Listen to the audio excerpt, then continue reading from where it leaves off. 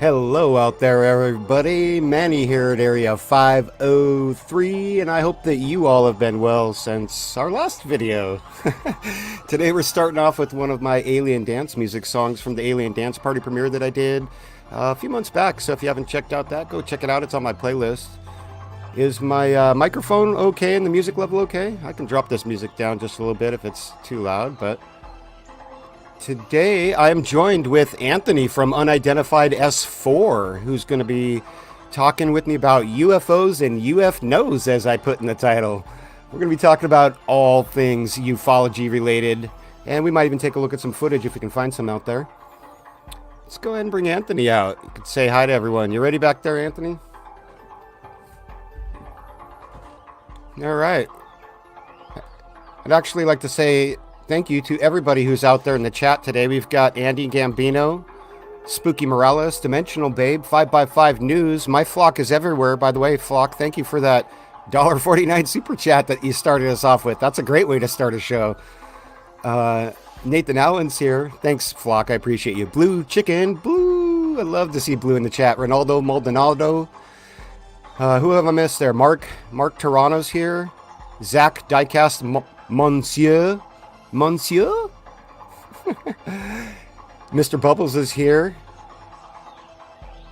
Looks like I pretty much got everybody, so I'm going to go ahead and bring Anthony out so that we can start to talk.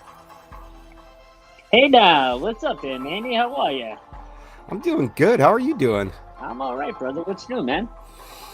Living the dream, you know. I've been having a lot of fun the last month, you know, and I'm proud to announce today that all of the copy strikes on my content from TTSA and other people have been resolved and are no longer an issue. So, woohoo! Congratulations, brother. Well done, man. Yeah, everything's back online, and we're back where we should have been from the get-go, you know. So, so that's good news, and I'm proud to say that everyone here had helped support and be supportive through that whole process. So, that's really good. I gotta turn this music down just a little bit. Come on, man. I was getting into that shit, man. It sounded good. It is good, but it's so hard to get a good deep balance on it where it's not too loud. Yeah. Nah, it doesn't sound too bad. So what's going on over on your channel? You've got a lot of new live stream stuff coming up, I saw, and some really cool, amazing guests. We sure do, man. We got Michael Chirac coming on this weekend. We're really excited about that. With another special guest that's going to pop in and probably blow everybody away. And can't give too much information on that. That's going to be a surprise. And then after that, we got the Cristo Rapolo going to come on. And he did the Netflix hit, The Curse of the Man That Sees UFOs. And then he's going to come in with some UFO footage and a physicist with scientific documentation to back up one of his UFO sightings. So that's going to be really big to have the sighting. We're going to watch it on a video. And then 10 pages of scientific paperwork to back it up with the actual physicist that did the documentation. So that's going to be pretty cool. Yeah, I love seeing scientific reports that back up sightings. You know, like when you get some good scientific data, it's hard to argue with that. People can argue with sightings all day long, but yeah, when you've got a scientist who says that they did the work and they show it, it's hard to argue with that. You know, the SCU did a great breakdown on the Aguadilla, Puerto Rico sighting, and they did like an 800-page report on this thing. They took individual frames from the video and analyzed them, you know, and did scientific calculations. It was great. That's and I love to see that stuff. Guy did. Same thing. Yeah, so that show's coming up. Is that your next show? Is that the one that's on Sunday, or tell the audience when that one is? Sunday is Michael Chirac, and then that's March 6th, and then March 13th will be Cristo Rapolo, and the physicist is a man by the name of Chris Kahn. He was actually with MUFON for about 10 years or so. So that's going to be pretty cool. Oh, yeah, great. We're excited about that.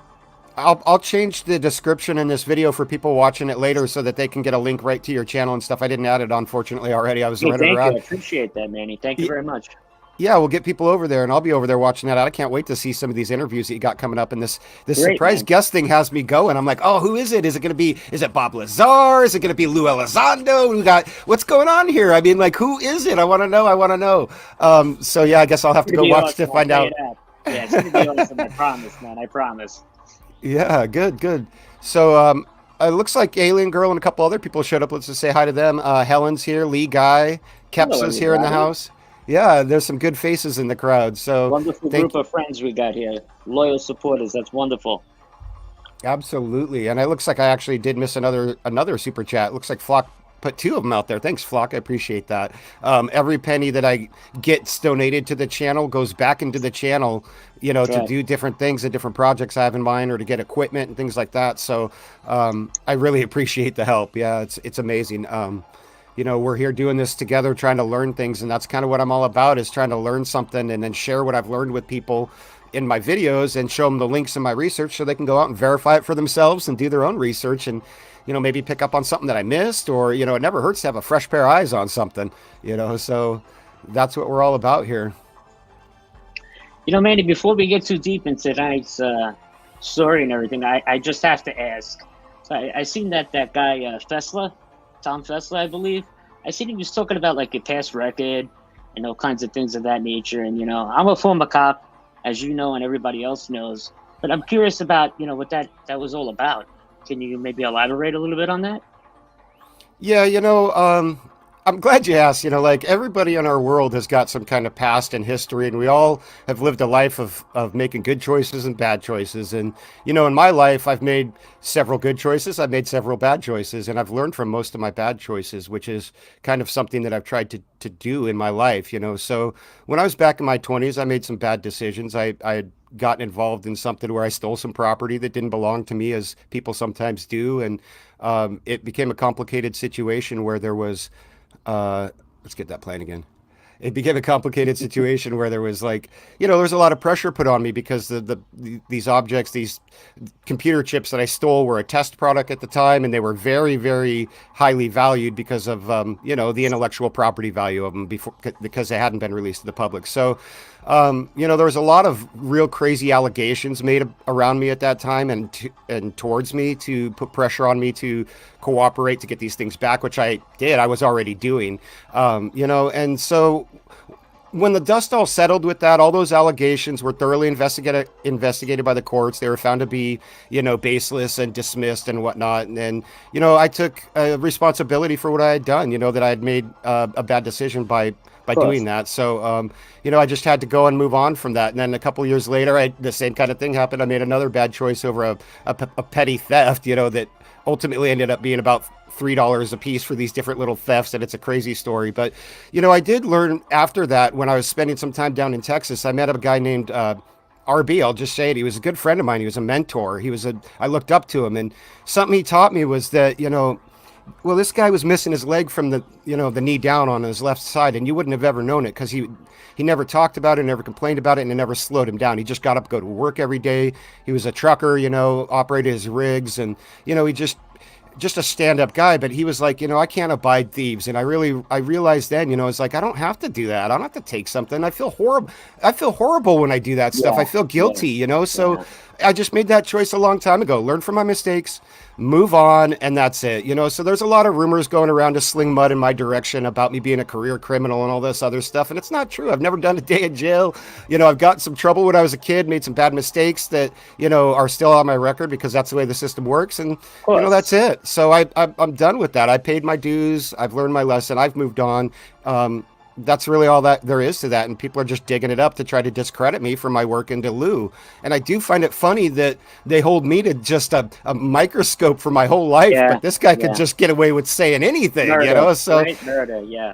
yeah, Yeah. so yeah, thanks for asking, man. I appreciate that. With your Well, experience, I'm glad you talked about it. I mean, you were a youth at the time. You were a young man. I mean, I know so many people in my line of work that have made mistakes. A lot of them I guided myself to the right way, to the right path.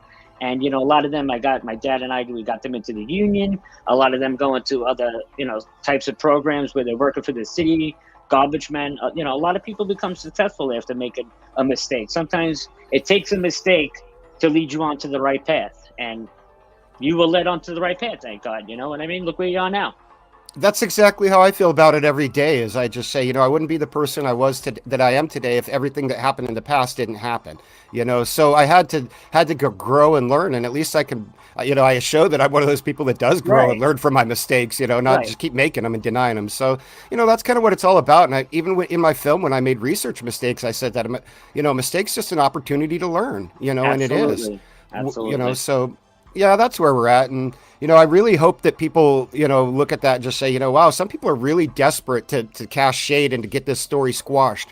Why? Why are people so desperate that they can't attack the facts? They have to assassinate the character of Right. the Right. individual. And yeah, so, and I think people are seeing that, when it first started happening, I told everybody, I said, just, you know what? Let it happen. Let them expose themselves to the world for who they are. That's it. You can't fight fire here with fire. You just got to turn the other cheek and take the high road. Absolutely. Absolutely. So that's where we're going with it, and I hope everybody realizes that. But it's just a distraction. It was all it was.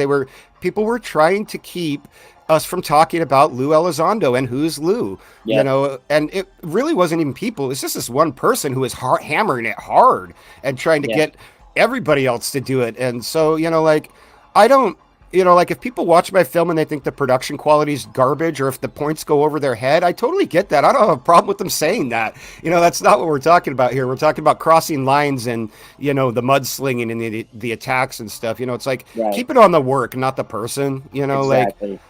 and people do say that that's what I did to Lou with my piece, but that's only a small select people. I think most people understand that my work wasn't a hit piece. It wasn't I designed. didn't see it as a hit piece. Yeah, I wasn't trying to assassinate Lou's character at all. I was trying to call into question his stories that he's given us with no evidence and show evidence that shows that these stories might not be true. Right. So you got to kind of, when you've got somebody whose story is so far on the one end of the spectrum, you got to have a story that's on the other end to bring people back to the middle to figure out where the truth is. Exactly. So that's what I was trying to do. I was trying to illustrate that the guy is. I don't think he's a super spy or a soldier. He's a normal person, Right. and once we start there, then we can start to look at all his claims and say, why is just a normal guy making all these egregious claims, Right. Well, any Uh, good investigative journalist would have probably did the same exact thing you did. I mean, you only went in depth on the situation to try to come figure out everything that was going on with the backstory and whatnot. I don't see you did anything wrong there. Any journalist would have did that. That's the job. They should have. And the question is, why didn't they? And, as I'm discovering more and more, I used to think that there was like this big conspiracy where people own the media and all this stuff. And that's why these Right. stories get on. It's not even that complicated. It's actually a lot more simple. The Elizondo story, since he's come out, has been a hot topic. And if you put his name on something, you're going to get clicks and views. That's You right. know, even the small YouTube channels that slap his name on it get the views. And we're on, year 4. So in the first year when all the media, after the Washington Post article came out and everything kind of really got big, everything just kind of snowballed from there. Nobody wanted to rock the boat. There were journalists out there like, I think it was, gosh, what was his name? I can't remember now, but there's a few different journalists who wrote pieces about it. Keith Clore's one was one of the big ones that came out that people talk Yeah, about. Keith. Right. Yeah, where he basically said, I see right through this guy. Like he had me bamboozled for a minute, but Absolutely. yeah, and there was a few other journalists. Christian Lambright was one of them who published an article about it and kind of put it out there, but the mainstream didn't catch. And the reason why wasn't a conspiracy; it was just money. They're like, nobody's going to want to watch that. Lose the man in the hour. Look, he's a That's GQ it, man. hero. That's Yeah, it. so It's all and about that. the almighty dollar. Right, and I did mention it in the film because that perpetuates the UFO narrative, the whistleblower, the superhero. None of them really dug into it. And if they had, they probably would have said, we can't run this. This is complete garbage. But it seems like more and more people are just in the media, just, quoting somebody else. It's like so-and-so reported this, so-and-so reported that, and it's like, why didn't they verify it? It didn't take me long to get hints that Lou's story was off. I think if some of these big time journalists would have, they would have found it too. So either they didn't do their due duty and their due diligence, or they Right. did it and ignored it because it was more profitable to not. I'm not sure. Well, you got some journalists that go around and put their horse blinders on while they're making big bucks. But then again, you take a journalist such as yourself and a director and a producer, you went back out and you went and published on video your mistakes that you made, and you rectified the situations as it was an ongoing process. You wouldn't see anybody from the New York Times doing that, or any other major media outlet for that fact. You know, you're doing Right. everything by the book, which is important. Well, yeah, there is some differences between me and the mainstream media. You know, like I didn't put this piece out for profit. I didn't sell it on Amazon for $10 a view. You know, Right. I put it on YouTube for free, and when it got taken down there, I got it on every platform I could get it on to keep it going for free. You know, so this really was, in my opinion, this was a public benefit. I was trying to do this for researchers, for everybody out there who wanted the truth, you know, and to Right. put the research on the webpage to keep the story going, because I know I'm not the world's most perfect investigator. Did I do a lot of work on this, and is my work awesome? You bet it is, and it's better than anything Absolutely. I've seen anybody else do. Thank you. Of course, Thank you, man. man. Yeah, like it's an amazing piece of work, but it's not flawless. There are errors that I've made, there's things that I've missed, and that's why I put it out and put that information up, because I want other people to go and find that and get it into the story. Let's keep a running story going and getting more and more information. And I am every day. I have people sending me links to articles and clips and things like that. So And you it's know what this. else? Not to cut What's you off. that? You know what else I had a lot of respect for that you did? You put a lot of the redacted files out there where people couldn't see the full information. That was because you probably didn't want anybody to see the full anything on Lou, really, that could jam him up for anything. His family, where he lived, anything like that was mostly redacted. So if you were going to dox somebody, you would have had that out in the open for everybody to see, no?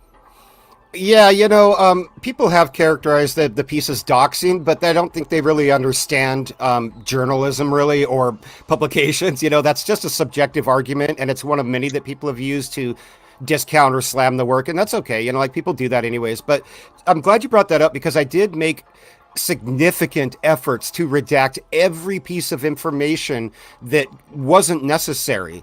Yeah. Like I felt horrible even mentioning the children at all, but I needed to mention them in the efforts to tell the story and to show the past business and things like that. Like it was Right. relevant. And I minimized that. I never mentioned his children by name or showed their Or show their pictures or faces, right? Yeah. no. And in fact, I've had people who have reached out to me, after the film was premiered and said, "Hey, I want these unredacted documents," and I'm telling them, I'm like, if you're not a journalist that I can verify, forget it. Forget it. Right. I'm not giving Absolutely. it to you. Like I'm Right. not going to do that. The safety of this family means far more than anybody's Snoopy story, including mine. And I went back probably 3 or 4 times. I spent a week going back and redacting more and more information and more information and more Yeah. information Yeah. until I just looked at every document and was like, what's the bare minimum that I have to show here to make my point? And that's what we ended up with in the film. That's what's on the webpage. And that's why I put it on the webpage in the redacted form, was because if somebody wanted to go and find that, they can, but I don't want to make it easy for them Easy to. for them. Right. Right. No, they're going to have to go do the same work that I Do the did in work. it. And Yeah. if they think it's easy, I'd like to talk to them when they're Well, done, good because it luck. is not. Yeah, Good it luck. is not. Yeah, I'm good at this stuff, and I've learned a lot through this about how to do it, and how to include and exclude information. A lot of people have been like, "Oh, you just grabbed some stuff off of Google," and I just snicker. Oh shit, man! You were digging forever for this story, I'm like, yeah, I I did. know that for a fact. Yes, and cataloging things and making timelines. I've got 5 comp books of different notes, and those aren't even my I can notes on my imagine. computer. Those are just my handwritten notes, like. Yeah. So, yeah, it's funny, but you don't really get to see that in the film. All you see is the product, and so I understand how Right. people could say that. But a lot of people who actually do research have seen it and been like, "No, you've done the work. We see this," because we've tried to Absolutely. find some of that, couldn't. Yeah, Right. Yeah. You could tell. yeah. So it's good. It's getting back up there. I see. Brian Yak, Brain Yak is here. I always read that as Brian. My head's messed up there. I'm not dyslexic. I read it the same way. It's Brain Yak, and we got John P. Adventures is here, and I saw that Strange Recon was here too. I'm trying to get Strange Recon on the show to talk to me a little bit, because he did a really great review of Who's Lou shortly after it came out on his channel, where he saw a lot of the things that I saw, but had some additional Oh, there information. he is. Yeah, Hendrik on. There he is. I see him now. That's awesome, man. Yeah, That would you be guys an should awesome check out his work. collaboration. I'd like to get him on the Strange Recon. I'll bring you on right now if you want to come on and That would talk be about some of awesome, that. man. but I am scheduled to be on with him, I think, next week sometime. We're trying to hook up and get together to talk because he's got Oh, a really cool. good, cool perspective. You know, he's got that military background that I don't have, so he can Yeah. fill in some blanks for me. I was just like, oh my God, I'm so happy to meet you. You know, like, let's get another side of this story. And that's, you know, that's something that's really cool about this. Like, I have met so many amazing people from my Oh yeah. research all the way to yesterday and Yeah. today. You know, like I'm still meeting really, really cool people around this. I've met patent attorneys and shipbuilders and corporate attorneys and you know, criminal attorneys and different people who have volunteered to help me in different ways and give me advice. And you know, just it is amazing how friendly and helpful people are when you just say, hey, I'm doing Oh this, can i yeah. can i get a hand, you know? Especially when you're grateful to them, you know. Like, it's, I can't even, Absolutely. yeah, I count my blessings, man, for the amazing people that I've met through this. You know, it's just been a wonderful experience. It's like we were talking about earlier, it's not all good, but Right. the good far, far, far outweighs the bad here, you know. And Absolutely, man. And so many friends from the community came in from other channels to help as well, which was awesome. I love when that happens. I'm a big advocate for that. So I love seeing that, when everybody reaches out to help. That's awesome. yeah, the solidarity in our community is kind of cool. You know, like there have been some battle lines drawn over the last few years, and Oh yeah. we've kind of been pushed to one side or the other. You know, but you know that kind of it mirrors our day-to-day lives. I mean, isn't that true in the mainstream media and politics and Absolutely true. everything? Like, 100%, man. I mean, they've been doing it since the Cola Wars, Coke and Pepsi. You know, like, come on, man. Like, it's always about labels and picking sides and all that, and So that's just true. what. You know, I'm glad that people are saying that's the big issue here that we need to get away from, because that really does stifle all true communication and progressing further towards an understanding, and it really limits really prohibits people from, or discourages them from using empathy and the things that we all like to aspire to do as an advanced civilization and an advanced, people. Like, we should. Amen, brother. Yeah, so I think it's hard not to let that bleed into ufology when it's so rampant in our daily lives. But I think people are Very true. understanding that's what it's coming to. Oh Yeah, yeah. like this I mean, recent disclosure or solidarity I project that you were was working gonna on. say that. That was Yeah, go just what right I was gonna ahead. say, man. We just all did that solidarity project, the peaceful disclosure together. And Manny, you had an awesome rap. We were talking about that the other day, man. Primo, dude. You got Eminem hiding inside that body somewhere, brother? Yeah, that's my night job. I just do that to pay the bills. I do this ufology thing for fun, like. But really, I'm an undercover rapper. That's it. That's it. With the real Area 503, please stand up. No, no, no, no, no. Oh my God, I was so out there on that one. But like, I looked at it when I was done. I just I didn't have a lot of time to work on that project because of the timing on everything. I had about 4 days I wanted to work on it, but there was so many things that popped up around Of this Who's course. Lou thing. Yeah, I Sure. had to juggle, and I actually had told Jesse Peak, I was like, man, I don't think I can do it. And he's like, you have to do it. And I was like, okay, I'm gonna go do it. I'm gonna go do it right Jesse's now. a good dude, man. He's a good dude, Jesse Peak, man. I do. Yeah, I like Jesse too. He's really Yeah, great, man. yeah, I love his yeah. analytical style. I love like his breakdowns and stuff. But I really like his personality too. How he Oh talks to yeah, people absolutely, man. is amazing. Yeah. Down to earth guy, man. I see Miss Alien Girls in the house. Thanks for coming by, Amy. Hey, Amy. You're always a fan. Dorothy's here. I saw Tommy's in the house. Some other people. B Baker, what's up, Tommy G? Six Sense is here. Six Yeah, this Sense. is a Yeah, great man. crowd. Great crowd. Helen Crystal Energy. How are you, everybody? We're gonna hit that Beautiful, man. 50 viewer cap that YouTube likes to cap me at for some reason Awesome, because I'm man. small. Awesome. Yeah, we'll keep going right through that. I'm not going to stay on here too long today. Oh, we got some time. Yeah, actually, I was going to say we've got some time because I want to get off of here before Rich Goof on starts, but we still got about Oh 90 yeah, minutes that's or so. right, We can man. we can hang out. Yeah. Gorilla Gamer's here now too. Did you happen to Anthony? Did you bring any footage with you want to look at, or is there anything you have queued up you want to look at, or I don't have anything queued up on here. okay? That's that's Andy's job. I wouldn't even know how to do it. Not even a I, worry. I don't know how to share the screen, to be honest with you. I I'm never gonna did it see. before. I'm gonna see if the But you can feel free to pull if you want to pull up anything off the channel. You're more than welcome to. Okay, let me pull up your channel here. We'll go take a look, and that way we can show the audience what you got on your channel too. Let's see, unidentified. Run through it. Let's see what's.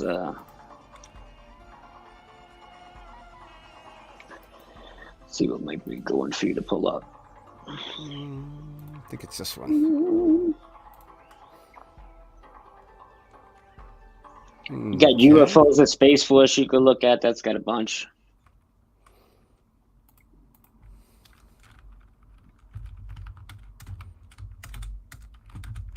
Let's go over there. So here's the channel for everyone. If you that's his icon, so you'll know it when you see it.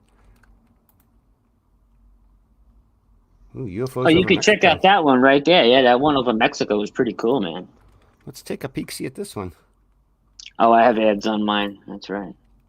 After these brief ads from our commercial sponsors, or Overlord Sensors, as I call them.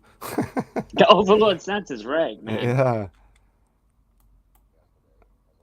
You could zip through that if you want. That's just the intro. Zip through. Oh, you got a. Nice. I love Kennedy, man. Keep going. There we go. Now, there you go. So these are some UFOs over Mexico. Mexico. Let's take a peek. Oh, wow. Look at how fast those are moving. Whipping. Whoa. And in formation, even. Yep. Yeah.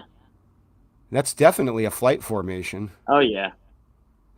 That's a four. I don't know exactly what that formation is called. I wouldn't even know what you would call that, man. Mm-hmm. It's not the missing man, but that's a standard 2x2. You got a commander on each side with a wingman right behind him. I actually argued with the guy that sent this in. I was like, "You sure these aren't birds, man?" He's like, "Dude, those are crafts that are pulsing." Then after I looked at it for a while, I was like, possibly I'll put it up there. We'll let the public decide on that one. Yeah, I could see why you might think birds, but I think birds would be moving more laterally while they're flying. It's the way they pulse through the IR that people tend to think that because they pulse. And I thought they changed colors too, but it looks like the stars also changed color. The night vision does that. Mm-hmm. Look how fast they're moving in relation to the stars in the background, though. That's amazing. You could see they're all different shapes too. I blew everything up so you could really get a good look at everything. Some 5x5 says he thinks those might be Starlink, which they could be. Well, I actually, you know what, Manny? I'm glad somebody brought that up. There's actually a video that labels Starlink. You can actually see exactly what Starlink looks like. I filmed it. I've done a lot of Starlink viewing in different stages, and that's something to keep in mind is that, like when the Starlinks first come out of the launch platform, they have a straight line, but then they'll start to maneuver in different ways to get into their positioning. So you might see clumps of them. Sometimes you will see clumps of them taking off on their own like this. There's like 60 of them in a row. It's not 4. Yeah, exactly. But they do sometimes piggyback. Hey, Matthew, what's up, man? They sometimes piggyback other satellite launches on those too. You'll see like 40 Starlinks go up with like 2 other satellites or something like that. But again, I just think it's moving way too fast to be Starlink. Way too quick. Yeah. And the formation isn't right for the Starlink either. Absolutely not. Oh, that's a good one, though. I like it. I wonder. Pull up the ring camera footage over the UK. That's a good one, man. Okay, we'll go back and take a peek at this one. Let's see here. Oops. Where is the... Down a little bit. Under New York City UFOs there. This See one? ring, go up one. And to the right one. Right there. Okay. Third Phase of Moon had this on. This made it to a lot of big channels. I actually broke this story when it first came out from the guy that filmed it, and then it went buck wild. It was on everything after that. Nice. This one starts early, right? Yeah. Right here, yeah. So this is had no sound or nothing. The guy filmed it in Hertfordshire, England. It's on the bottom if you want to read along.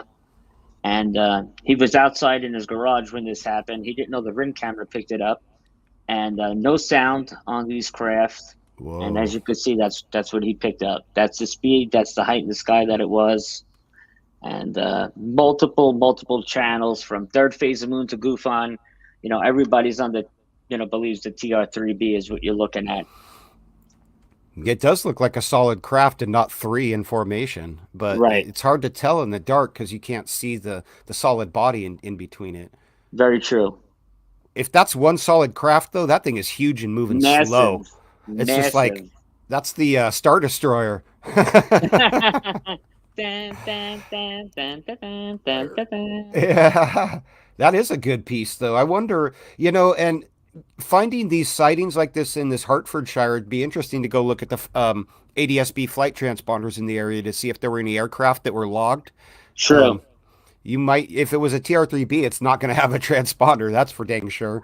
But I filmed a really good TR-3B that nobody ever seen before. That's on the one labeled huge TR-3B UFO. It's only about 40 seconds long. I did it with night vision. That's a pretty sick one. You really get the detail on that through my night vision anyway. That one's on here too. Yeah, Is it labeled? Yeah, you'll see the green screen. So go all the way down, right there at the right. Yeah, that's the one that says huge TR-3B. Yeah, that's it. Check that out. It's not too long. Check that out. Wow, look how bright it is. Super Oh bright. wow. Yeah, you can see the triangle shape on it. Yeah, man. And that's in space. That's way up in the stratosphere.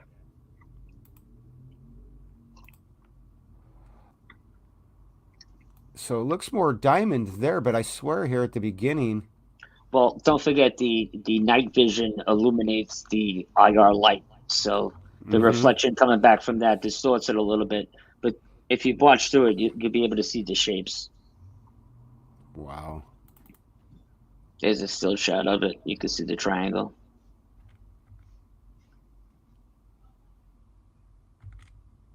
Yeah, you can see the bright triangle right Oh here. yeah. And then you see the dull kind of reflection of that IR light off of it. Now, this camera that you're using does not have a triangular aperture. It would be like octagon No. shape or something like that, right? Like 6 or 8 sided. Yeah. No, that wouldn't even happen. It would just the camera is a 16 millimeter Psionics night vision camera, and you would get the image exactly as you see it.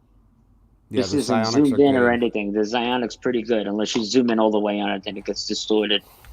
Wow, look at that thing just cooking along. Booking. And this one was over. Where was Staten this? Island. Staten This Island, was. New York. Whoa. Yeah, Staten Island's become quite the hotspot. I'm amazed though. It's such a population center that they would fly these things over there, like without, unless it was getting moved somewhere to be used, like that's not a test flight. That's an operational flight, I believe. Manny, you wouldn't believe the things I catch on film out here. It's really, for the last 2 days on a couple different channels, we've been going over so many different pieces of footage of mine. Some of them are just absolutely mind blowing. Still to this day, when you come back and watch them again, they're just mind blowing to see. Yeah, and that flight corridor up and down the East Coast is one of the biggest international flight corridors too, because if you're going, like over to, you can go up over the coastline there and cut over to Europe and stuff. Like I think that's one of the flight channels that they put these big planes on. I've seen a lot of military and diplomatic flights that go that same route too, that will run transponders until they hit U.S. airspace and then shut it off, or vice I, versa. I want to get your thoughts on one more video if we got a minute. There's one that says Yeah. best UFO captures from like 2 months ago. It's got like best UFO captures. It has like a TR3 on front right there. See, it's got the TR3. Yeah, okay. Pull that up and then go. I'll tell you exactly where to go right now. I don't know. Go into about 50 seconds in, and you're going to see a huge triangular craft, like very defined. There you go. Whoa. Yeah, you can see the chevron right there. Oh, yeah. Oh, yeah. Yep. Now watch what this thing does. I don't know if the audience can see it. If the viewers, it might not Oh, be. it's gonna get much brighter. Okay.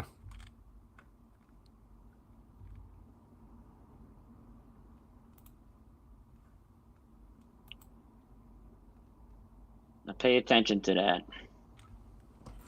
It's gonna start to tilt on its side and remain in the same formation that it's in. Oh, I It's saw gonna something start there to. though. Hang on, hang on. Let Yeah, me go yeah. back. There's two more that dip down behind it. Actually, let's keep Real watching it. fast. I'll cut back Yeah, to that yeah, one yeah, part. yeah. Go ahead. So now it completely turned on its side and it's flying sideways downward. Okay. And then I lose it once it goes over my condo, my old condo. Oh, and was there another something that popped up? Oh yeah, there was things flying all over the area. It's dim, but they can see it. Well, if you guys need to see the original one, it's on Unidentified S4 on Anthony's channel over there. Yeah, stop by. This one's called Best UFO Captures, and it was published 2 months ago, he said. So it's January, maybe end of December. Yeah, December. I got the Christmas hat on the guy. Yeah, nice. Okay, so yeah, this could be anything. This could be something. Was this following the same trajectory as that first one was? It was. I think that right there is a satellite. I think that came up on my satellite finder that I use on the app that I use. But the Chevron craft did not let's come go back up. to that. That did not come up. That made no sound whatsoever. You know, right away I jump and I asked so many people, could it be geese? Could it be birds? No sound. They stood in that tight formation. They did not break formation of any way, shape, or form. That's kind of what I was thinking from the get go. I was like, okay, that's a triangle craft. But then when it started to rotate, I was like, well, no, that's got to be a flock of geese or something. Right. But yeah, and that's kind of there was one part where we can see like a star moves this way, and then you see it here and then there, so it doesn't look like there's something solid there. That's why I was thinking birds. Yeah. Yeah. But that might also be that there it is right there. You see the star move behind it. Yep. And so it comes out. That's what I was thinking. That might mean that that's birds, but again, you might have heard that, and that's such a tight formation. So tight, so crisp. You would expect if it were birds, it would be, moving a little bit or expanding or collapsing or whatever, but it's not doing any of that. I have so much bird footage. It's I never seen it that tight before. No, and I've seen a lot of bird footage on different cameras, psionics, on different, fisheye cameras, things like that. I've seen a bunch of different footage, and normally you don't see them hold tight like that, and you'll see some stragglers following the pack. Always. Yes, always. And yeah, there's always that one lame guy who had too much to drink. Is like, I'm keeping up, guys. Just wait for me, but he's there, and we don't see that here, so that object shoots right out on top there where I put the arrow. We had something shoot out really fast. I don't even know what that was. That looks like a satellite. That's a satellite right there. Yeah, that's a satellite. Or maybe the ISS also looks bright and moves real fast like that. It clears your horizon in a minute or two. Yeah, well, I have the software that tells me when it's a satellite, tells me when it's the ISS is over. I have all that tracking software. Yeah, I love those. I've got those. I use them to check stuff, and then you go to flight radar or something like that, and you look at conventional craft that are running transponders. I've actually just got another one that's called Asteroid Alert that I've been using for years, which is great. It shows solar flares from the Earth or from the sun that are coming our way, X-ray bursts, and then near Earth objects are all cataloged on there too. So really? Yeah, and it's got historical data and predictive data too. So you don't just have to look at today. You can go back a month or look a year in the future and see what's coming our way. It's great. Dope. Yeah. There's another one that I use from NASA JPL called Earth Now, and that gives you a lot of different scientific data on the Earth, like humidity, that sort of thing. But the big one there is the gravitational. You want to check out something really cool, go to the one that says huge UFO over ocean. We've been pulling this one apart for the last 2 days on all the channels I go on. So why not make it a fourth channel to check it out? Huge UFO over ocean. Over ocean, yeah. So this one I filmed right over the ocean on my private beach behind my house. And none of us could figure out what this is yet. Right there. Go down. Where were you? Go up. Right there. See the one with the chevron very bright? Go down. You were just over left one. There it is. Okay. Right there, yeah. Yeah, let's take a peek at that one. So this is a giant orange craft over the ocean, just glowing in the sky. Could not see it with the naked eye. The only thing I could see with the naked eye were these little orbs that twinkle from the bottom of it. When I pulled the infrared away from my eye, the night vision, I couldn't see the object. Oh, that's bright. Very bright. and gigantic. It was huge. If you look down below where I'm circling, those are all orbs this thing seemed to be releasing out of it. And you said you could not see it with the naked eye at all? No, could not. The only thing I could see were the twinkling orbs on the bottom that I had circled there briefly. So when I would pull the psionics away, I couldn't see anything in the sky. The only thing I would see is these little silver orbs twinkling down there. Is this area near where the Air Force might be dropping, like the parachute flares? Funny you say that. Right there on the shoreline where you're looking is Fort Earl, New Jersey. And I called them to ask them if they had anything up that night, and they told me no. Were they dropping flares, anything of that night? They told me absolutely not. They had nothing out that night. I called Newark Airport, LaGuardia, JFK, same thing. They didn't have any reports of anything. So I just got really lucky this night to capture that. But that doesn't look like a flare either to me. Well, no, the reason I asked is because they do have infrared flares that you won't see with the naked eye, but will show up with a psionics or a camera or something else that detects infrared light. But it almost looks like that's moving away, not downwards. It is. It's going up into the sky. Huh. Could have been some sort of test or a launch, a missile or a rocket. I don't know about that over Staten Island, New York, but there was a launch in Cape Canaveral, Florida, 2 hours before that SpaceX went up, 2 hours prior to the sighting. But you could tell that's no launch of any kind. That thing's just sitting in the sky, moving very, very slowly. Yeah, they did one test on the East Coast a few months back where they sent up a small rocket that popped. I can't remember what they dispersed into the air, but they were shooting it up into the air, and then they were trying to, hit it with lasers to see if they could see different things, or it was some kind of test. I forget the exact specifics of it, but I wondered if this might be something like that. They should have told us. They should have told you though, because that was public knowledge information. Like, it was published in the the Washington Post that they were going to be doing this, and people were looking at it. So I don't see why they would tell you. No sound. I didn't hear any rocketry to it, any boosters or anything. I didn't see no stages separate from it or anything like that. Yeah, that's what some people in the chat are saying. It looks like a second stage, and I'm glad people are saying that, because it does. It really does. Yeah. But you would be able to see a rocket with your naked eye. You know what I mean? You wouldn't need the psionics. If you pull the night vision away from your eye, you would be able to see that still in the sky, which is odd. Why it couldn't be seen with, only with the night vision it was seen. Yeah. Yeah. So that could be the infrared spectrum or a different spectrum that a human eye can't see that camera picks up. Exactly. I just go infrared because that's the only one we see on a day-to-day basis. But, if this is something else, it could be, it could have been some other type of chemical reaction that's just creating some sort of a plume behind it that we can't see with the naked eye. I also came to the conclusion they could have been doing some kind of atmospheric weather testing, dropping some kind of chemical into the atmosphere that we're not familiar with either, that could react with the night vision as well.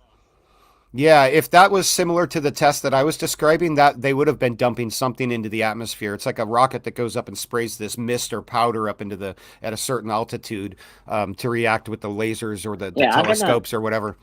I'm going to do a little more digging on this now that you said that, because I haven't found any of that out yet. I think this was about 5-6 months ago I filmed this. I think that's before the test that I was talking about. The test that I was talking about was maybe November, but it's been a busy few months, so they're all kind of bleeding together into one big, big jumble. This is good, man. I like this. You got a lot of great footage on your channel. Yeah, I since I'm retired, man, I live outside at night with my camera. That's all I do now. I live for this. I'm actually getting ready to attach one of these new psionic systems to the corner of the house here, to film over the beach, so we could do 24-hour skywatch view. Once I get the system set up, you'll be able to come to the channel. We'll set up another channel that does 24-hour surveillance on the sky for people to check out. I love it, man. That was my whole thought behind trying to get one of those Skyhub machines, was to get a camera pointed up 24/7, that grabs stuff. But I can't wait to see what you guys get, man.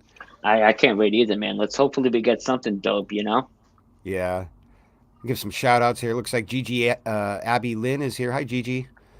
And Jesse Peak popped up to join us. Hi, Jesse. Jesse, what's up, man? We're just talking about you. Yeah, his ears must have been burning. And now Wes is here. It was all bad, Jesse. It was all bad. No, it was horrible. We were just trashing on him. Forget it. Dumping on you. I don't know why this one isn't loading now. There we go. Oh, yeah, that's a great one. Look at the definition on that UFO. Maybe we better get Mick West in here to debunk that one. He'll do it on History Channel. This one was really cool. All those craft moved at one time past the house, and then I lost it. It was, again, I had just gotten the camera. I was just learning how to work it. I was using different color settings, and I picked those all up in one shot. I have no idea what they are still to this day. They just kept popping up and going. There's about 30 of them. Wow. And they were all over the sky. And they're all generally moving the same direction. I like same direction. I love to get your laser out. You're like, hey, what are you doing? The laser is great because your hope is that it's going to react back to you as you're flashing or move away from it or shine back at you. Some kind of reaction. Yeah, I've seen people use lasers and hit moths or something, and they just squirm because it fries them. You're like, man, oh yeah, a bird or something. Too. But yeah, bats don't like it. They hate the laser, man. It messes up with they fly by sonar, so it must screw it up somehow. Huh? Yeah, it must, man. They don't like it. Plus, they don't see real well, so a bright light would probably just hurt them. I don't know. I would love to know what this all was passing by the house like that. Because if it was Chinese lanterns or something like that, I don't think people would be outside, when it's 28 degrees outside, letting Chinese lanterns go, Yeah. And they're so high up. Yeah, those things catch the wind and they start to fall apart. Chinese lanterns don't do real well. They normally stay low in the atmosphere, 100, 200 feet up. These things are a couple thousand feet up. That's high enough to be a hindrance, maybe. That could interfere with air traffic depending on where you're at. Oh, yeah, man. Yeah. But yeah, man, this is what I live for. I live for ufology. I had an experience when I was 13, and I never looked back, man. I've been fascinated with the subject ever since. Yeah, that's good that you just dig in and keep diving and doing your own research, doing this sky watching. This is what's important because, a lot of people in our field don't even do that. And, I don't have the setup to go out and sky watch, or if I do, I'm standing out there with my cell phone, because I don't have the tripods and all that stuff. But maybe one day I'll get it all set up to do that. I'd like to see it. I know that there's other people like the UFO Seekers who's got a nice little setup. He'll drive his car out somewhere and set up a little camp and take pictures for a while. Or video. Yeah. That's what it's all about. Getting out there and finding it out for yourself. They say it all the time out there at Facebook. Boots on the ground, man. That's what it's all about. It is boots on the ground, and that's where the truth comes from nowadays. We were talking about the media perpetuating the UFO myth and stuff, and that's, there are, it's not just all into mainstream though. There's some independent people that we know in our community who do the same thing, who just grab that ball and run with it. Whether the story is war in Ukraine or the trucker convoy or whatever it is this week, they're just going to dabble into it. And I'm like, if it doesn't have to do with ufology, let's just keep it out. There's plenty of people cashing in on the flavor of the week, topics. But some people, like to get into it and dabble into everything to comment on whatever's hot. I get it. But yeah, I love it. And I'm not into none of this for money or fame or any of that. I'm into it for the science aspect. I really want to know what's going on. You know what I mean? That's why I do it. Yeah, I agree with you, man. It's about the thirst for knowledge and figuring out the truth and, ending the disclosure lie, as I say. We need to end it. It's every day it goes on, it's harmful to everybody. So hit that Starlink one so everybody can get a look what Starlink looks like if they've never seen it. It's over to the left, the gray one. This that one? Go down one and over one to your right there. Yeah. Now there's your Starlink deployment. That's your textbook Starlink deployment. And that looks like a hemorrhoid commercial. That's not what we're talking about. I don't know. Starlinks have been a hemorrhoid to ufologists and astronomers, man. But this is your classic Starlink. Yeah. Starlink. That's definitely. Never seen it. I've seen hundreds of these, man. A lot of people have it, man. A lot of people ask for the footage. They've never seen it before, believe it or not. Yeah.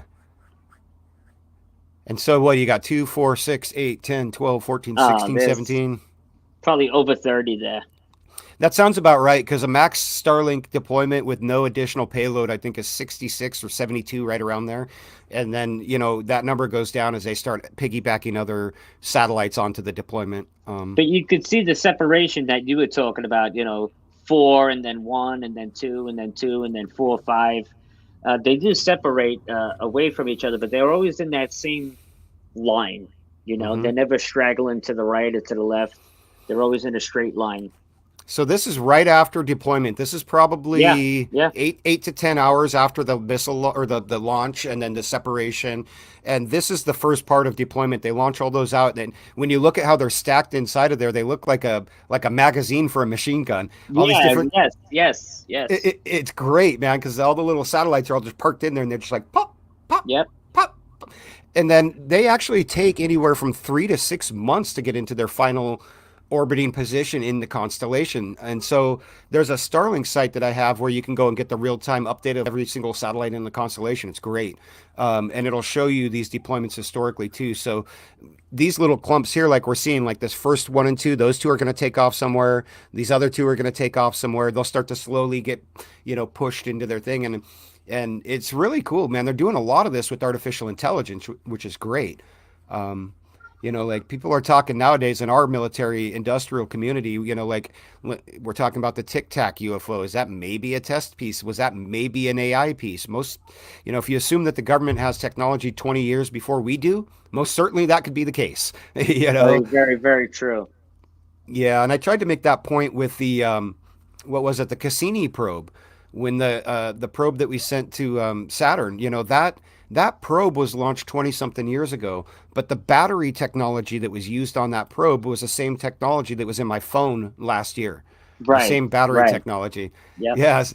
So we're looking at that. I'm like, yeah, I know they got way better behind the scenes, man. Let's just get it Oh out there. yeah. But they can't just release it all at once. If you've got a line of products, let's say you had a never-ending battery, and you got to kind of release it a little bit and a little bit and a little bit. Otherwise, you're going to kill your market. It's all business and money. I'm like, let's get the batteries. Let's not talk about money.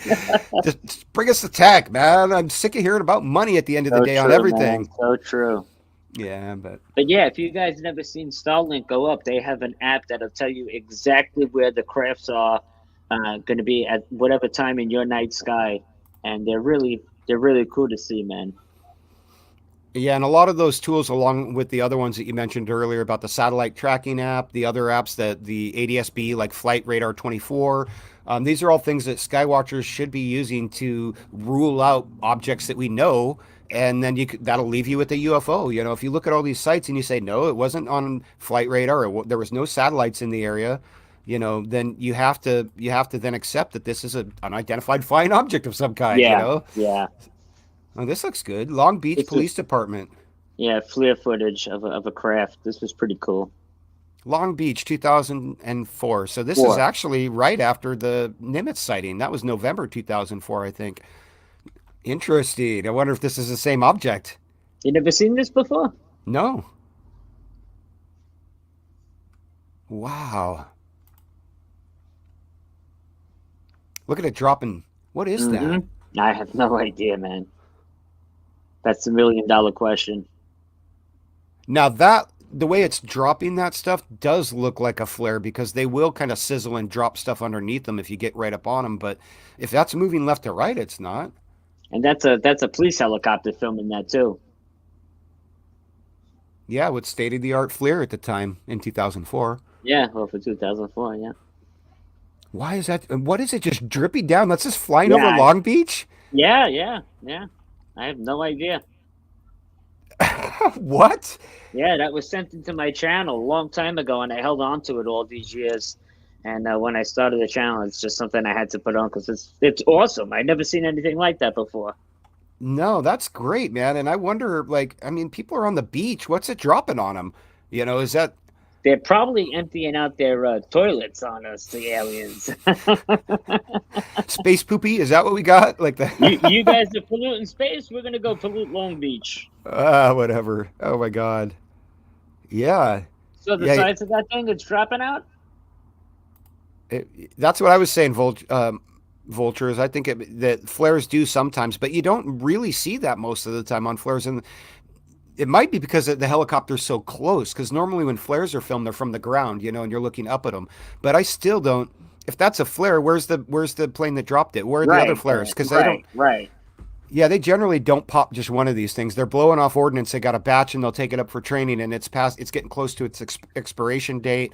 They pop it off for training, live, training, but it's done over, ranges like the Barry Goldwater bombing range in Arizona, and not over Long Beach, California, where people are surfing and eating hot dogs and, trying to Yeah, catch a tan. yeah, Yeah. man. Yeah. That's a You that's a know, crazy object. there was another thing that I saw people do once, and that's not saying that this is it, but they would take big balloons and strap a road flare to it or put I it seen inside of that. it. Yeah, I seen that. Yeah, so if that was some kind of road, oh no, look at that. Is that the same piece? Yeah, it's banking. Yeah, the craft There's is no way that's banking. a flare. It doesn't Nah, look at how fast it's moving. it's leaving now. It's taken off, and then What in the it hell starts is again. that? If that was a flare, it wouldn't take off like that. It would go straight down and Nah, burn no out. way. Right, it burn out. Plus, the longest flares I think they have are 6 minutes. Most of them are about 3 minutes, and they have some that are shorter. But I think the long term like illumination battlefield ones that they drop are about 6 minutes, or Yeah, can be. Yeah, that's oil. See, Five by says it looks like oil dripping out of something. Is it oil though, or is it some other substance dripping out of a UFO? who Like, knows, man? Like yeah, Gorilla Gamer just said, man. Too many unanswered questions is the absolute truth, absolutely. Too many unanswered questions and not enough answers. and that's why it's important to have boots on the ground and get really get the footage and analyze it with everybody and anybody that's willing to look at it. Yeah, and get more eyes on it. I like You that know, that theory. Yeah. Like I've never understood that. We've got some people who can, like big reach channels that could throw out footage and get, 25, 30,000 people looking at stuff. You're going to ID it real fast, yeah, of course. with this level of people. Yeah. And And then you got that's, people that get the awesome footage and they hold on to it and they don't share it with anybody. They think, it's like a gold bar they got kept and they don't want to show it to anybody, which is ridiculous. yeah, I don't We think need I could the do answers to that. these questions. If I had a hot piece of footage, I'd be busting at the seams to get it out and get it online so people could look. When I Yeah. film something, I can't wait to get it on the channel for everybody. And feel free to take and share anything you want. I'll never go after anybody for sharing any of the footage that you like. Share it, man. That's what it's there for. Yeah, that's a good theory to have in our field and in YouTube in general. I feel the same way. I've never cast a copyright strike in anyone, and I don't ever Never, plan I on would it. never. Yeah, I like it when people take stuff that I found and run with it, or if Yeah, it's my man. music, I get tickled pink that somebody actually likes my music other than me. And if you ever look at any of my footage and you actually find out what it is, get back to me and let me know so we could do a sequel to the video. Yeah, by all means. Then that's the good part too. You come back to it. I've had a few sightings like that. I had this one that was it almost looked like a snake that was hanging down, like a segmented snake. And I was like, these people chased it down and got right under it and couldn't figure out what it was.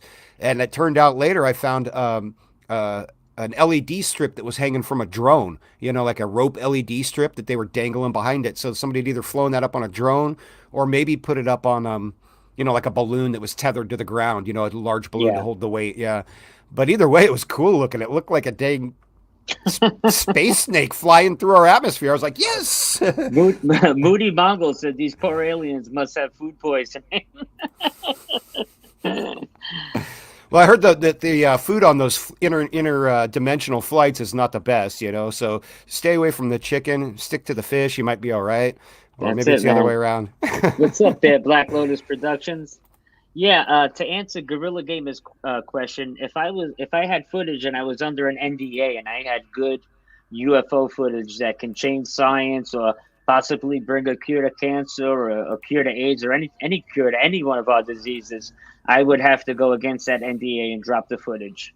Uh, Yeah, if that's ever what there I was would a have to case of do. the better good, that would be a case of it. It's Yeah, yeah, I agree absolutely. with that totally. I would take whatever fine or jail time they had to give me to get that good footage out there. Yeah, there's a couple of people who have blown the whistle that had to do jail time or be exiled from their homeland or whatever. We don't, Snowden and Manning and people like that who paid the price for doing things. And it's curious to note when we have a UFO whistleblower that's running around at, international men's fashion magazines getting, just, it's like, you're not a celebrity if you're a whistleblower. Your life's probably over in most cases, at least the life you had, but, I guess, that's just another one of those stories. I think got some East City Ranch stuff up here. Yeah, he had a really cool one back when I first started doing the channel that I asked him if I could put a little clip on that I thought was pretty sick. I never seen anything like it myself. Once we get past our Overlord censors again, YouTube advertisers, this is what you can talk about and you can't. Oh, my God. There we go. This kind of looks like the one that... That's the East City Ranch. Oh, yeah. And that's what they were calling East City Mothership. Never seen anything like that before. I've seen, actually... James Gillian. I have seen some like this with this long string almost, and it's hard to tell. Like, a lot of times these might be Starlinks when they're first coming out. You see some stragglers in the line. Well, yeah, watch all the orbs that start coming towards it. Wait a minute. There's all kinds of crap going on here. Yeah, Hang on. yeah, this is awesome. Yeah, let's go back and take another peek. Look, so you've got one here that it's in front. Right. So that might be the stage one, and then this could be a line of Starlinks. But what's this other giant thing flying by here? Oh, this is way before Starlink was even up in space. Oh, okay, good to know. So these are not Starlinks. Early 2000. Definitely not Starlink then. And if it was a like Sixth Sense says, it might be a slow exposure if you had a single, like if it was one object. But if this was slow exposure, all of the stars would be stretched out with it too. Everything else would in the background. That is crazy. And then there's this other bright one right here coming across. Yeah. I do keep seeing hints of things in front and behind. Behind it, yeah. There's that little orb tailing it. See the orb behind it tailing it? Yep. This one here. Yep. And there's another one here. And here comes another one towards the craft. Or object, we'll call it. I don't know if it's a craft. I don't know what it is. I don't know either. That's crazy. And this thing dips all the way down to the ground when it's, all the way down to the tree line, which was insane. But these orbs are coming out of everywhere and just following this thing. That's got to be, yeah. Vulture says that thing looks huge, and I agree. That is huge. Yeah. And look how bright it is too. It's Very not reflecting bright. light. I'm pretty sure it's emitting light of some kind, not reflecting it. But if it's high enough. Oh, back then, the night vision cameras they were using weren't the best either.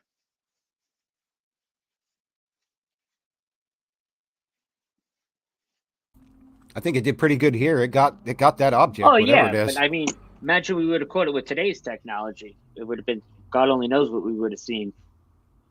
Yeah, indeed. Oh, look at that. We got a slow mover. A spammer came in. That's how you know you made it in YouTube, when you get one of those guys join your channel. Andy, do your job, Andy. Oh, he's doing great out there. No, I mess with Andy all day long, man. That's good. Keep him on his toes. This is great, man. I have seen some other ones, long ones like this, but they have been recently. I'm actually putting together a collection of these long ones that I'm going to try to do a show about. Oh, you hear that? Christina Gomez has Elizondo on in 30 minutes. That would be fun. Christina will get to ask him all about his feelings and all this cool stuff, but I don't think there'll be much not many hard questions asked. Answered, yeah. I'll still go check it out, though. I don't That's got any a problems fluff piece. with them. Yeah. She's cool, man, Christina Gomez. She's good.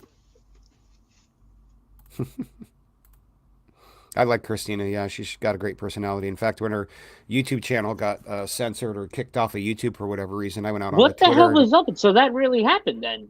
I heard about that. Yeah, I don't know why. I never got the answer why, and I didn't care why. I just went onto Twitter and was like, y'all need to fix this, and kept spamming all day to Team YouTube to get her back online. It's so messed that's not up, fair. man. Yeah. I don't, even if I don't agree with someone on Lou or something, I'm not going to ask for him to get kicked off of YouTube. No That's way. lame. And when that crap happens, we got to stick together, no matter what we believe, because that's the only way that people get back on is if people, get a following to say, hey, make this right, And unfortunately, they don't always do it with some of the smaller channels. They just let them go away and they're like, whatever, not me, or I never liked that Yeah, guy, right, right, like right. it's not how it works. This is great. I'd like to look into this more, man. Get Yeah, man. the data that and maybe try to do some Zoom work on it. Although I don't think there's much I could do here to show anything else. I mean, Unbelievable. it's all pretty much there. Yeah. God, I love that. That bright one crosses right behind it. Yeah, right. So cool. Yeah, and another one.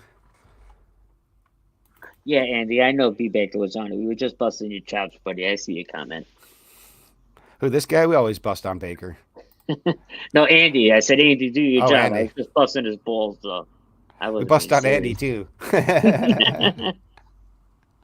I'd be fucking lost without Andy, man. Let me tell you, man. This is interesting. So that yeah, they were talking about a space tether. It only failed because the winch cut the line. Surprised they didn't redo it. It was to do with generating electricity in space.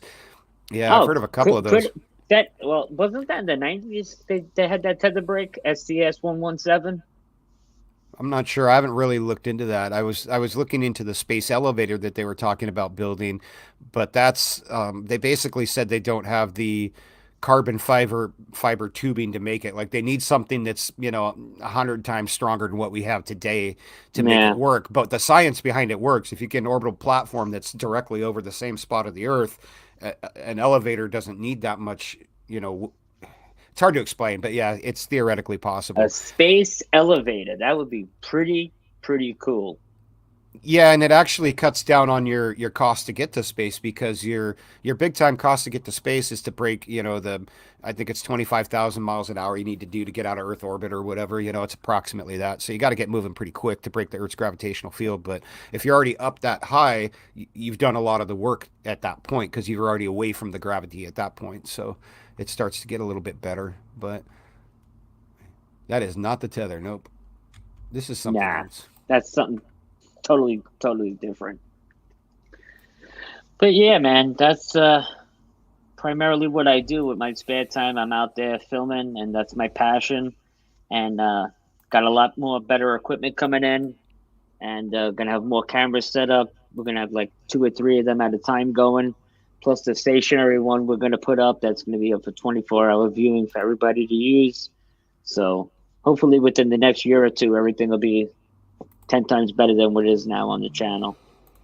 Yeah, you're doing great, man. You keep going and plugging away at it. That's the big thing. You just got to keep going at it and it will pick up. And, like when I first started, I had some slow growth, but I liked it because it was what I called organic growth because people who came stayed, and Right. they watched my stuff. So even if it was only, one viewer one day and then two the next and maybe three the next and then one and two and three, they're all people who are still here. Some of them are in the Yeah, my chat. channel, same thing, man. Yeah, my channel, same thing, man.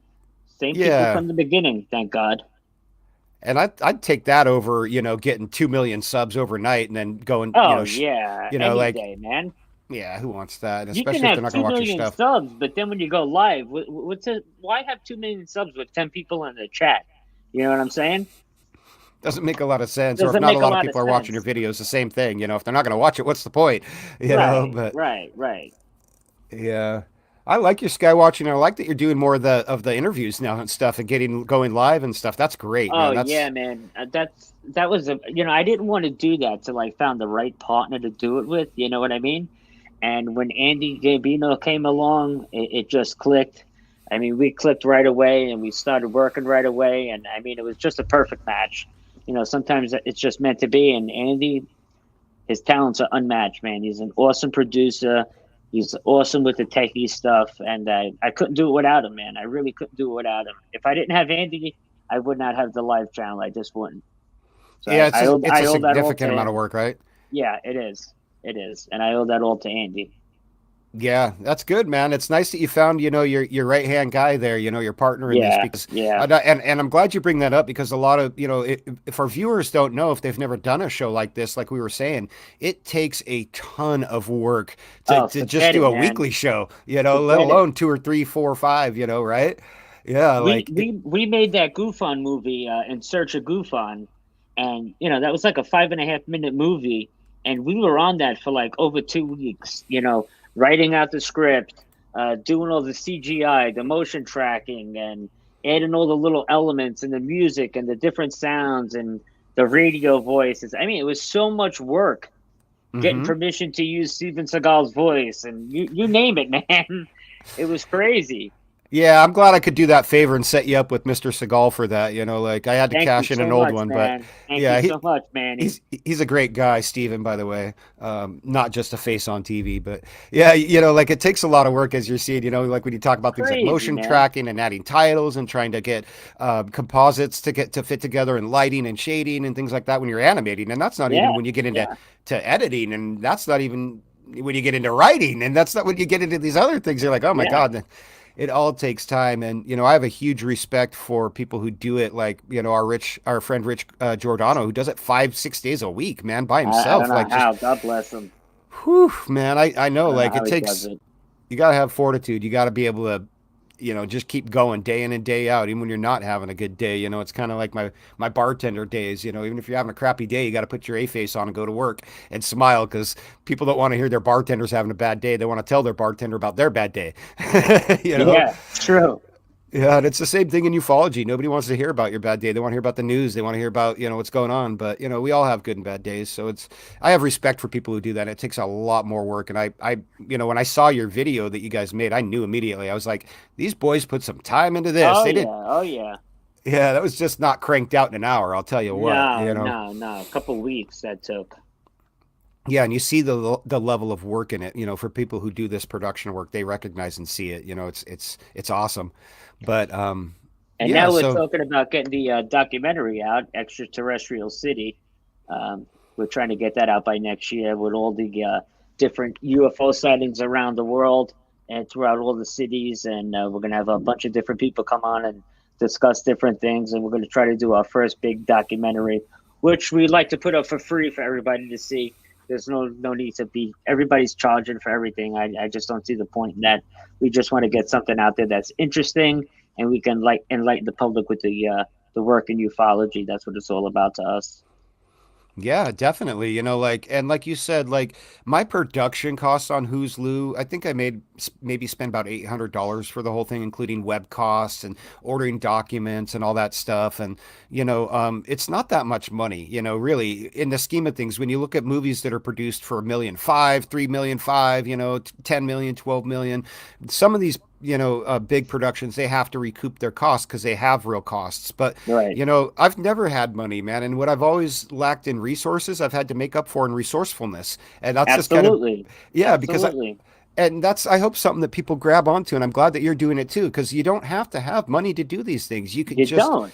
you got to have grit and drive and determination and want to do it and just never take no for an answer, Educate yourself a little bit, man. Start researching how to do motion tracking.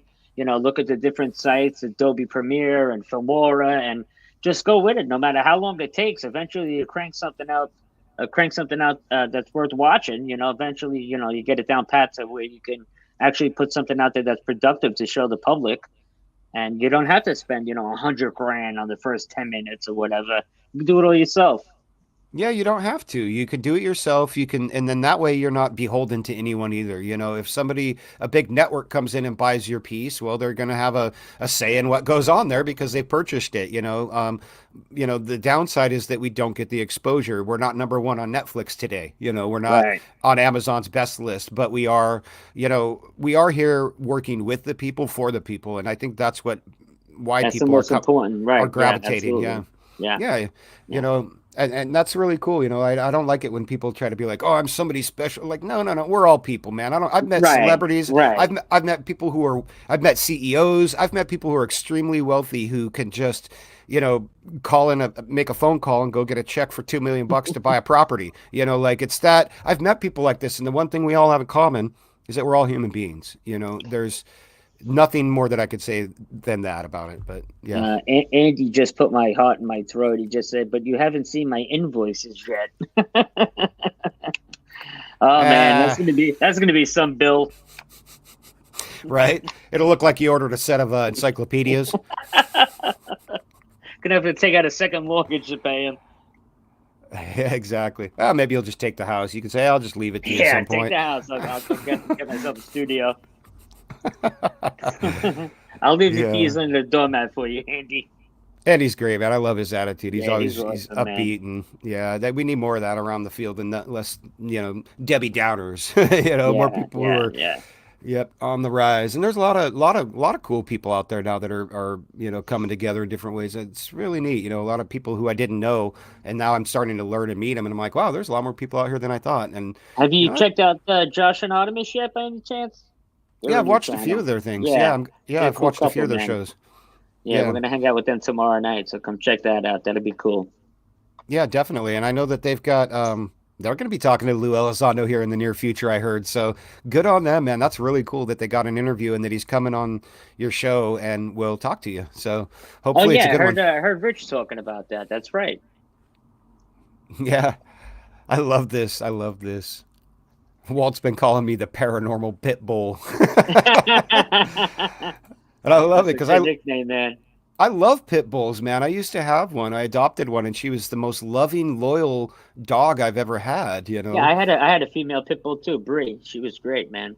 Yeah, I could just flip her over on my belly and scratch her chest, and she just like drool They on are me the and stuff. first, And and any dog could be trained to be vicious, but if you treat a dog with care and respect and nurture and love it, I mean, they're big puppies, no matter what kind of breed they are.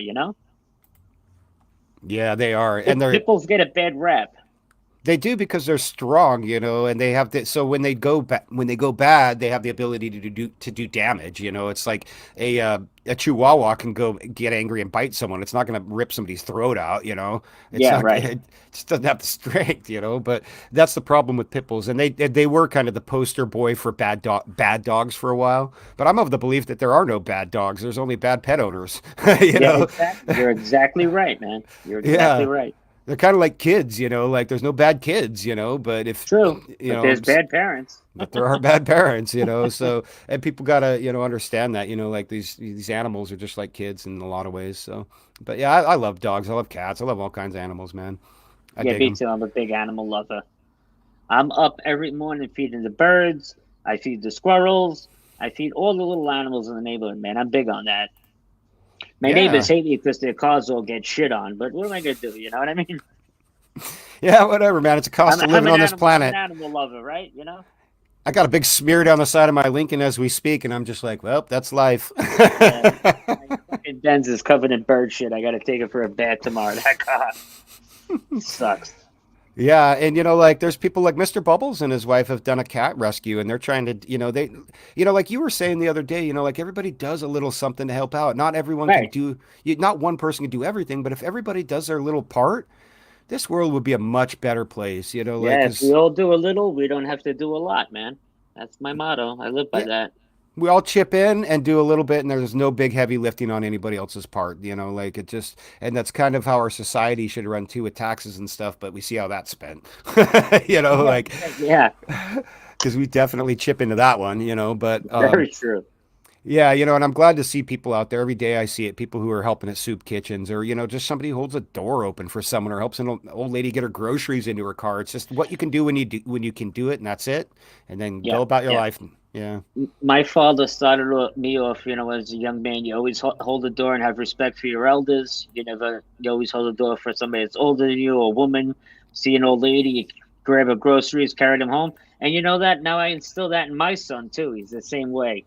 And more parents should do that with their children because, this country lacks a lot of respect and it's a shame.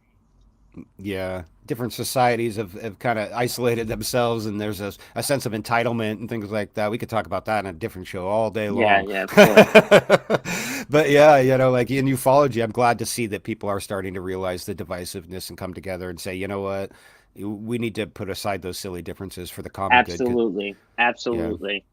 it is You about know, disclosure, and I said that before. I'm like, full disclosure, let's do it. We were all on the same side 5 6 years ago. For the most part, let's get back there. Let's get back that's to right. where whatever differences we have are It's so it's minor. not me. It's not me versus you. It should be me helping you and you helping me to get the job done. That's what it's all about, man. One hand washes the other.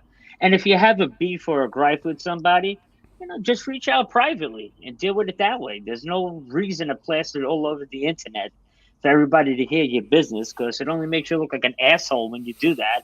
So just keep it private, and that's it, man. Resolve your issues like adults. That's right. Keep it between yourselves and then handle issues when they come up so that they don't fester into big giant, you know, Exactly. whatever they turn into, like this. Exactly, man. Yeah. So maybe people will start to get the hang of it. That's kind of how I felt. Anytime I've had a problem with someone or found out that someone had a problem with me, I go right to them and just say, "Hey, what's going on? Let's talk about this. That's it, Figure it man. out." Talk about it, man. Resolve it. That's it. Yeah, yeah. And most of the time it's misunderstandings, it's ego, it's other things. And when you get to the bottom of it, you're just like, whatever. Who cares? We're all on the same thing together. We're all on the same page. Let's just move on, And that's Have a good night there, 5x5 News. He's getting out of here. Good seeing you, buddy. yeah, thanks for coming by, Five by. It was good to see you in the chat. And if you ever want to come on the show and talk, just let me know. I'm going to try to be doing more live streams here in the future. I just don't want to stomp on any of my other friends who are doing live streams, like Rich Goofon, who's coming up here in a half hour. So Shit, man. We'll be heading over there to support Goofon and see what Richie's got to talk Absolutely. about tonight afterwards in a little bit. But we got a little bit more time. If there's any questions that anybody in the chat has for either Anthony or myself, go ahead and throw them out there. Although we're both pretty open guys and just talk to people on a daily basis, so I don't know what anyone would want to ask us. Very true. They're probably getting sick of seeing me by now, everybody. Nah, I've been never. everywhere for the past month. Yeah, never, man. That's how I feel too. I'm like, oh boy, at some point we need to take a vacation, man. Meet up in Vegas and do some R&R. Oh man, I could use a Vegas vacation right about now.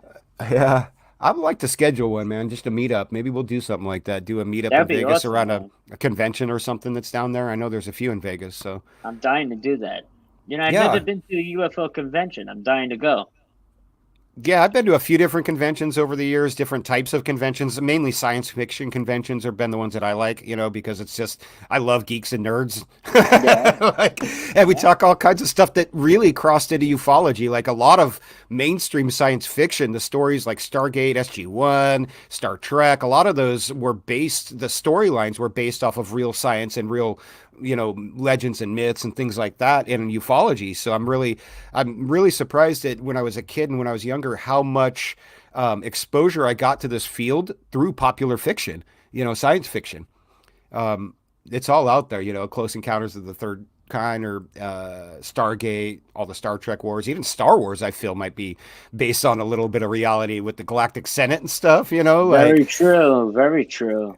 Yeah, yeah. So I've always wondered how much of that stuff was leaked in the misinformation campaign that we know that the IC does, which is 10% truth with 90% misinformation or something, of that nature. There's always a mix of truth and misinfo there. What's up, Stuart? What's up, Akashi? Chris, welcome. How you guys doing? Akashi, did I miss Stuart Enzi in there? Yeah, he's below. What's up, Stuart? And Akashi Chris. There we go. Stuart's got hair like Giorgio. Oh shit! Rich said that the other day on our show. That's so funny, man. Rich had me going for a minute. He's like, "How'd you get Giorgio Tsoukalos to come to your first show, man?" And I was like, "What? Giorgio's here?" And then I'm like, "That's Stu, man. What the hell are you talking about?" It's so funny, man. He had me. It does, man. In the small little thumbnail, he kind of does got that Giorgio. Oh. He's not saying it's aliens, but it's aliens. Oh man, that's so funny. So yeah, what's going on later today? You're done with your shows for the day? You did something earlier, right? Yeah, we were on the Chad Smith podcast. Let me tell you, man, I never laughed so hard. I haven't laughed that hard in a long time. We were on there. We ended up being on there for 3 hours, just watching footage and cracking up laughing. The other Spooky, I don't know if you know Spooky Morales. He was here earlier, but he must have fell out of his chair like 3 times. That's how hard he was laughing. It was so funny. Who had soda coming out of their nose? Who was falling off their chair? I mean, it was great. We had a great time with those guys. They were trips. So if you haven't checked out either the Paranormal Chop Shop or the Chad Smith podcast, please go do, because they're great guys, man. They're on at 10 a.m. The Chad Smith podcast. They're a morning show. And then Friday, you got the Paranormal Chop Shop with Sonny and the crew. They're awesome. What's up, Mr. DB Cooper, man? Good to see you, brother. DB. I'm going to drop a link in the channel to the Chad Smith podcast. Oh yeah, what a great show, man! And they're growing. I think they're coming up on like 400 subscribers. They're real cool, man. I'm going to grab. Was there another one you said too, or was there not? You got the Chad Smith podcast, and then of course you got. I don't know if you've seen the girls. That one time I was abducted by aliens. Have you checked them out yet? They did the Golden Probe Awards this year. Yeah. Oh my God, that cracked me up when I saw Was that. that I don't. awesome? Yeah, I love that tongue-in-cheek sense of humor, man. Some people get turned off by it and they're like, "Oh," and I'm like, "No, man, that's great, man. I don't have any problem with it." And it cracks me up. It totally cracks me up. They're real close to hitting 1,000. They're almost at like 800 subscribers. So we're really praying that they hit that 1,000. So if you didn't check out that one time I was abducted by aliens, go check those girls out, man, because their talent is unmatched. They're awesome.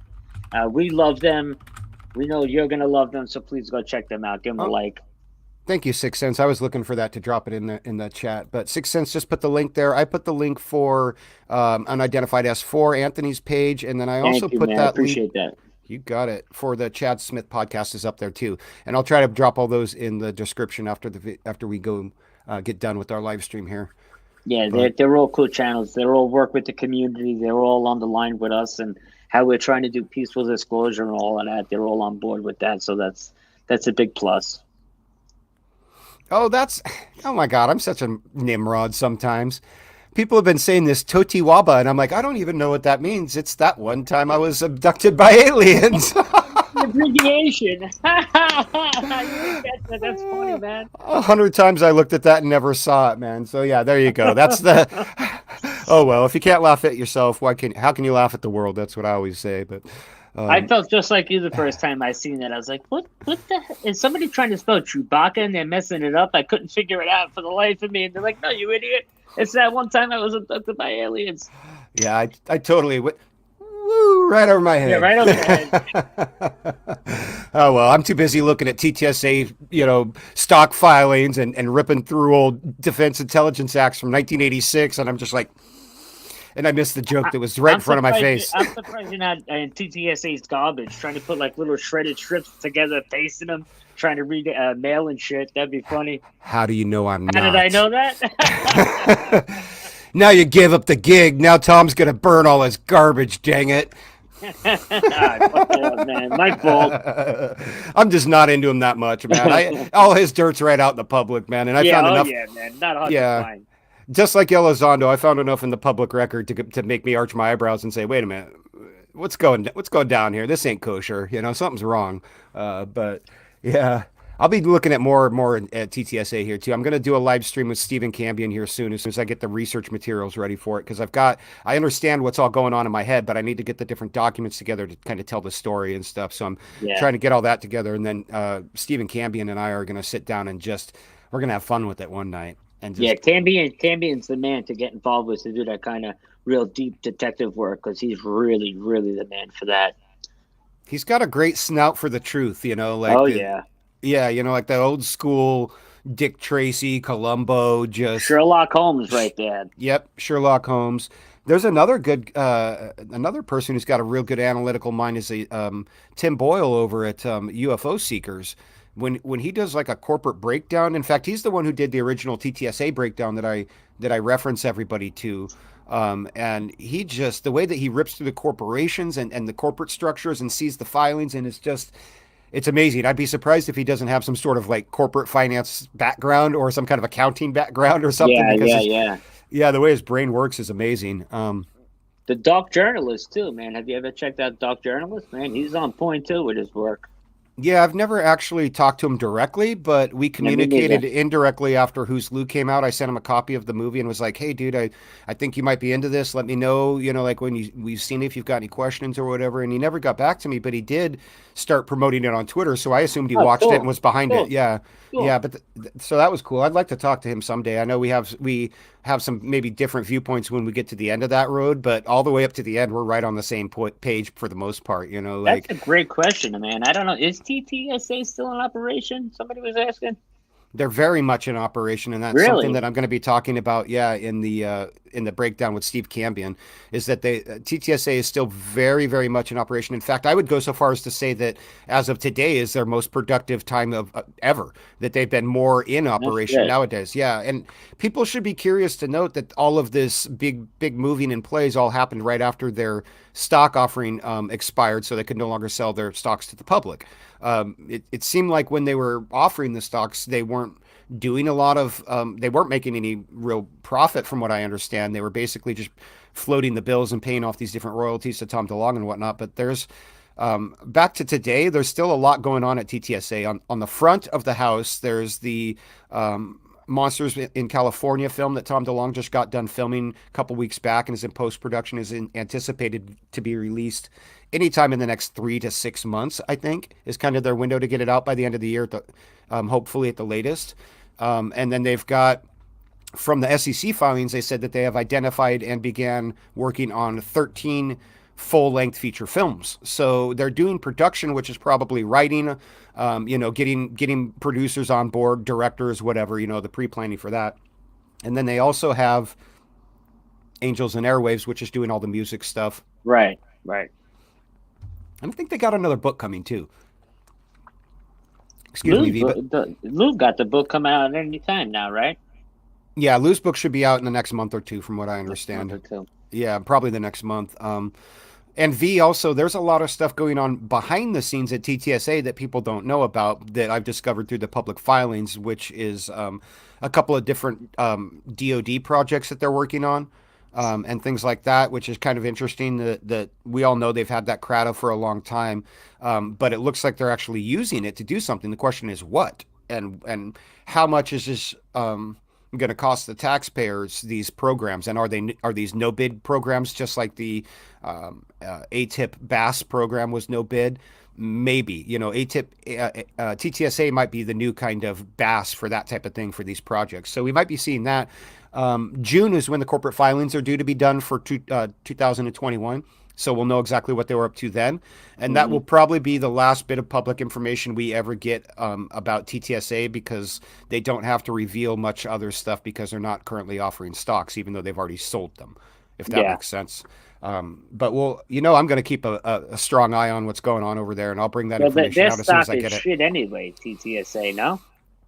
Yeah, to the best of my understanding, it's garbage. It's not worth anything. Not worth anything.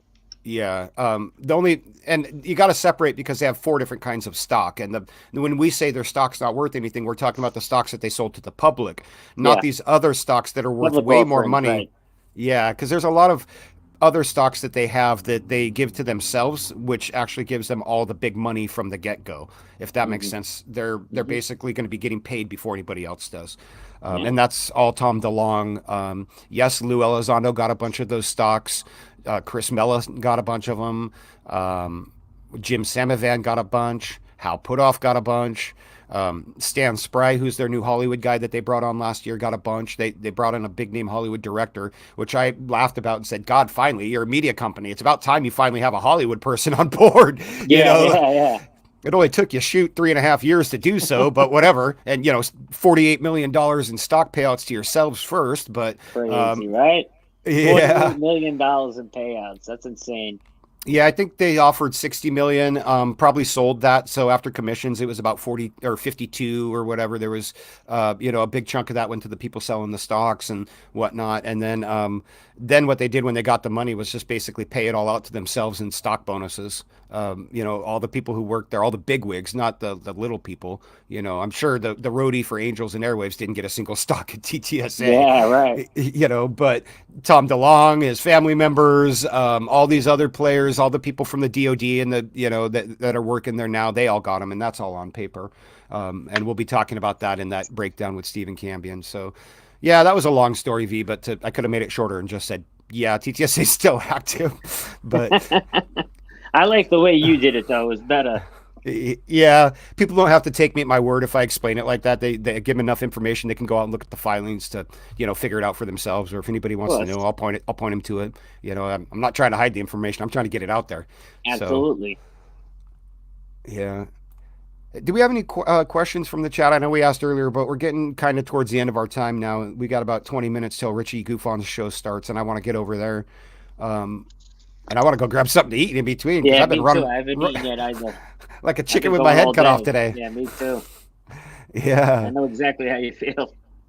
Yeah. So if there's no more questions, maybe we will just go ahead and wrap up so we have a little bit of time. But um, Anthony, thank you so much for coming on, man. And you are It was welcome a to come on pleasure, here man. Thank you anytime, so dude. much for having me, man. You as well.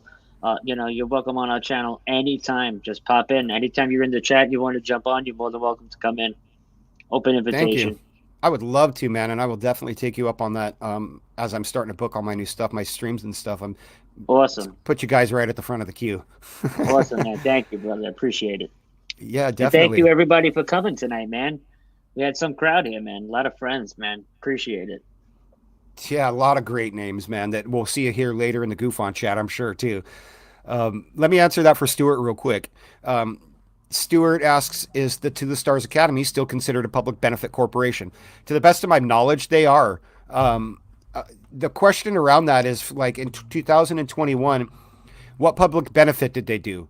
Well, in their corporate filings, they point to the unidentified season 2 episodes that they were involved in, which was the History Channel's Unidentified project that they were paid to take part in. You know, they got a producer credit. I think Dan Farah, who's Elizondo's manager slash agent or whatever, it was actually got producer credit on those shows. So that's not really a public benefit that the company's providing because they didn't pay for the program. You know, they were getting paid by history to do it. Um, so I don't believe that. I think legally they are a public benefit, but I don't know what benefit they have done to the public up to 2021. I've heard that this year they've set up a charity thing to do a portion of their sales to a some kind of charity or something like that, but I haven't seen the evidence of that. I think they have to. You got if you're going to be a public benefit corporation, you have to benefit the public in some way. And I just don't see how a real hardcore investigator could look at what they're doing and say, yeah, getting paid to do 5 episodes of Unidentified is a public benefit. You know, it just doesn't Hey, seem that hey, way. hey. I didn't pay anybody to do anything on Unidentified, man. You talking about my channel or somebody else? No, I'm talking about the History Channel, man. And you clearly have some ethical or ethics that they might not have. So let's say it that way. Thank you, man. Yeah. So yeah, we're gonna head on over to Goof on Show. I don't know if it's posted yet, but I'm gonna put the link to Goof on Lives, which is I believe where he's gonna be today. Yeah. There's a link for Goof on Lives in the chat. That's the backup channel for Goof on because of all the stinking copyright strike garbage that's been going on. And we will be over there later. It'd be great if y'all could join us. And if not, then you're missing out because all the cool kids will be there. That's right. We're all going to be there, man. Come check it out. Goof on Lives, baby. Baker says that there's a new type of SEC category filing. It's called a Tom DeLonge Benefit Corporation. And that is kind of what TTSA is, but they're also using some of that money to start these other DoD contracts that they're going to be using for revenue in the future. You know, so that's smart because any business has to invest money back into itself to continue to grow and to get new business. Yeah, we'll see what comes out of TTSA, and I will be watching them. Don't worry, I've got my beady cold stare right on them, looking at Lock, you, cock, and DeLong. ready to rock, huh? Yeah, you know, he messed up when he tried to slap me with copyright strikes. He should have just come to me and talked to me man to man, you know. So But low to do that to people, man. well, especially a company of their stature and of their Coming after the little power. guy like that, man, that's so messed up, man. No, they really kind of screwed the pooch there, but I don't think they Messed understand up. how badly yet. Yeah. So we'll be going on. We'll be seeing everybody there in a little bit here at the Goof on Live show. Anthony, anything else you want to say to the people before we let them go? I'm good, brother. Thank you so much for having me. It was an absolute pleasure. And like I said, anytime you're welcome on our channel, man. Come on by. Door's always open.